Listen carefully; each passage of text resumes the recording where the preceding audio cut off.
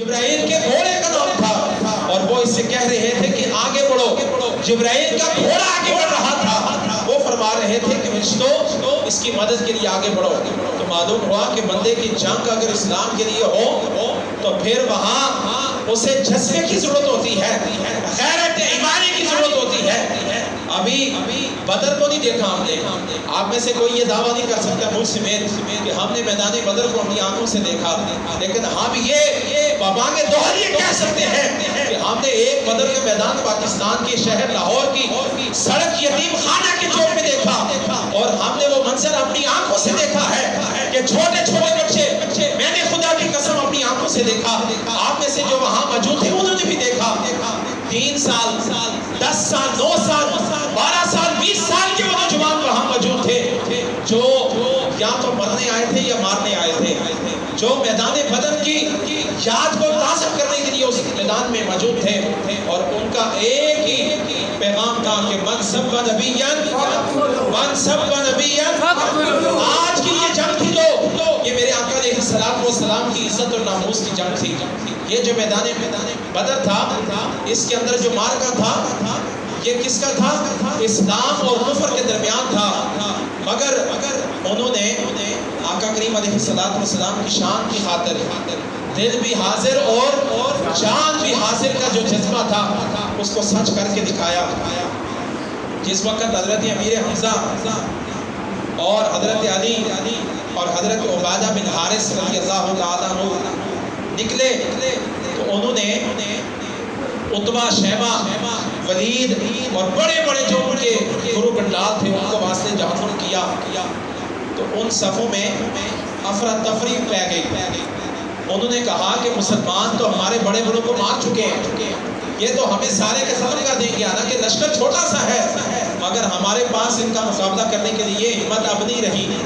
اب ان سے بچنے کا ایک ہی حل ہے اور وہ یہ ہے کہ یک بار کی ان کے اوپر حملہ کر دو. جس وقت انہوں نے حملہ کیا سارے اکٹھے ہو کے اس 313 کے لشکر پہ آپ ٹوٹے. تو اس وقت میرے آقا صلی اللہ علیہ وسلم نے وہاں سے ریت اٹھائی اور ریت اٹھا کے یوں پھینکتے ہوئے کہا وما رمیت اذ رمیت ولکن اللہ رمی. انہوں نے جس وقت وہ پھینکی تو اللہ کے حبیب علیہ السلام نے فرمایا کہ وہ ایک ایک ریت کا ذرہ ان کفار کے اوپر ایٹم بم بن کے جا کے لگا. جس کو لگا وہ وہی مرتا گیا, جس کی آنکھوں میں وہ پڑا اس کی آنکھیں وہی اندھا ہوتی چلی گئی. اور حبیب علیہ السلام کو اللہ پاک نے فرمایا اے حبیب وما رمیت اذ رمیت ولکن اللہ رمی. یہ جو آپ نے ریت پھینکی ہے یہ آپ نے نہیں, یہی ہم نے پھینکی ہے. یہ ہاتھ آپ کا نہیں, یہ ہاتھ ہمارا تھا. اور اس وقت جس وقت یہ معاملہ آقا علیہ السلام نے کیا اس وقت آئے حضرت معاذ اور معفز. انہوں نے حضرت عبد الرحمن سے پوچھا کہ چاچا جان یہ بتائیں کہ ابو جہل کہاں ہے. انہوں نے کہا کہ آپ نے کیا کرنا ہے. کہا ہم نے اس سے ملنا ہے. اب بیٹا آپ نے اس سے مل کے کیا کرنا ہے. کہا چاچا جان ہم نے اس سے ملنا ہے, ہم نے اس سے بات کرنی ہے. کہا بیٹا آپ وہ چھوٹے ہو, وہ ابو جہل ہے اور کفار کے لشکر کا وہ سردار ہے اور کفار مکہ کا وہ مین آدمی ہے, اس کے ساتھ آپ مقابلہ کر کے کیا کرو گے. کہا نہیں ہم اسے ملنا چاہتے ہیں. کہا کس سے ملنا چاہتے ہو. انہوں نے کہا کہ قسم کھائی ہے مر جائیں گے یا ماریں گے ناری کو. ناری مارا اس کے ہنجوی کو, قسم کھائی ہے کہ مار جائیں گے یا ماریں گے ناری کو. سنا ہے گالیاں دیتا ہے وہ محبوب باری کو. جس وقت انہوں نے ان کی زبان سے یہ سنا تو انہوں نے کہا کہ وہ سامنے ابو جہل کھڑا ہے. انہوں نے کہا اس کی آواز سے انہوں نے کہا کہ وہ سامنے کھڑا ہے. آپ توجہ میری طرف رکھیں. اگر آپ کہتے ہیں تو میں بس کر دیتا ہوں کیونکہ رمضان کا مہینہ ہے اور یہ ایک ایسا جذبہ والی یہ تقریر ہے, کیسے جذبے والا یہ مارکا ہے کہ اس کو سننے کے بعد آپ یہ سمجھیں گے. کچھ لوگ کہتے تھے کہ یہ مولویوں کی لڑائی ہے. ابھی بہت دور کی بات نہیں, یہ چند دن گزرے ہیں, 5 یا 6 رمضان المبارک کو ہمارا یہ مارکا پیش آیا ہے. تو بڑی بڑی زبانیں کھلی. کہتے ہیں نا کہ ذرا سی بات پہ مدتوں کے یرانے گے. چلو اچھا ہوا کچھ لوگ تو پہچانے گے. ہمارا تھوڑا سا معاملہ جو وہاں پہ پیش ہوا, انہوں نے اوپر کی چابی دے کے دروازہ کھولے، باہر لوگ کھڑے ہیں۔ انہوں نے وہاں پہ آ کے دیکھا کہ وہ دور ابو جہل کھڑا ہے، تو انہوں نے کہا کہ ہم اس سے واصل جہنم کرنا چاہتے ہیں۔ کہا کیسے کرو گے؟ کہا ہم یکدم اس کے اوپر حملہ کریں گے اور اس کو برباد کریں گے، اس نمرود کو، اس فرعون کو ہم جو ہے وہ واسطے جہنم کرنا چاہتے ہیں، کیونکہ ہمارے آقا علیہ الصلوۃ والسلام کی شان میں گستاخیاں کرتا ہے۔ جس وقت انہوں نے دیکھا کہ انہوں نے آگے بڑھ کے وار کیا، وہ جو کفار کے لشکر کا سردار تھا ابو جہل، وہ کس کے ہاتھوں سے قتل ہوا؟ 10 سال کے بچوں کے ہاتھوں سے۔ کس کے ہاتھوں سے؟ 10 سال کے بچوں کے ہاتھوں سے وہ قتل ہوا اور وہاں سے جہنم ہوا۔ تو میرے آقا صلی اللہ علیہ وسلم نے خوشی کا اظہار فرمایا کہ آج ایک میری امت کا فرعون اپنے اہتمام کو پہنچا۔ اور جس وقت انہوں نے وہ جوہر دکھائے تو حضرت آقا صلی اللہ علیہ وسلم نے کہا ابو جہل کی لاش کو تلاش کر کے یہاں لے کے آؤ۔ ابو جہل کی لاش کو تلاش کر کے جب وہاں پہنچے تو آقا کریم علیہ السلام نے اسے پہچان دیا، اور حضرت عبداللہ بن مسعود رضی اللہ تعالیٰ عنہ ابو جہل کی چھاتی پر بیٹھ کے، اور انہوں نے کہا ابھی اس کی سانس سے چل رہی تھی، دیکھیں اس کے اندر جو اس کی بغیرتی کا خمار تھا کس قدر بڑا ہوا تھا۔ اس نے کہا کہ اے مسعود تو میری چھاتی پہ چڑھ کے تو بیٹھ گیا ہے، چھوڑنا تو تُو نے مجھے نہیں ہے، مجھے اس بات کا پتہ چل چکا ہے کہ آج میرا کام تمام ہو جائے گا، مگر تم اگر میرا گلا کاٹو تو ذرا اوپر سے کر کے کاٹنا، یہاں میرے جسم کے ساتھ سے نہ کاٹنا۔ کہا اس لیے کہ تاکہ جس وقت ہمارے سرداروں کے سر یہاں رکھے جائیں گے اور ان کے اوپر تاریخ لکھی جائے گی تو اس وقت نہ کہ میرا سر سب سے اونچا نظر آئے، اس وقت بھی اس کے اندر وہ بغیرتی کا جو خمار تھا وہ باقی تھا۔ آپ نے کہا بتا آج عزت کس کی ہوئی، تیری ہوئی یا ہمارے نبی کی ہوئی؟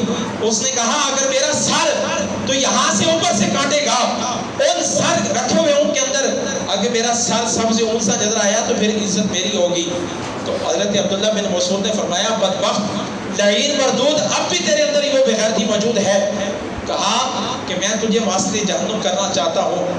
تو آقا کریم علیہ السلام نے فرمایا کہ کندھوں کے قریب سے اس کے سر کو کاٹ دو، اور وہ اپنے جو ہے اپنے اہتمام کو پہنچا۔ تو میرے نبی کے غلاموں یہ وہ جنگ تھی جو پہلی جنگ اسلام اور کفر کے درمیان تھی۔ کہاں 1000 کا لشکر تھا، کہاں 313 تھے، لیکن اللہ نے 313 کی مدد کس کے لیے کی؟ فرشتوں کے ذریعے۔ کس کے ذریعے کی؟ فرشتوں کے ذریعے اللہ رب العزت نے انہیں کامیابی عطا فرمائی اور فتح و نصرت عطا فرمائی، اور آقا کریم علیہ السلام کی عزت اور ناموس کا جو علم تھا وہ اللہ نے ہمیشہ کے لیے بلند کیا۔ اور اسے یہ پتہ چلا کہ جب بھی اسلام اپنے آپ کو منوائے گا، اپنا عروج دکھائے گا تو اس کے پیچھے ایک نہ ایک قربانی دینی پڑے گی۔ ہمارے آقا کریم علیہ السلام کے غلاموں نے 100 سے زیادہ جانیں پیش کر کے ایک مرتبہ پھر اللہ رب العزت کے حبیب علیہ السلام کی عزت اور ناموس کے اوپر پہرا دیا۔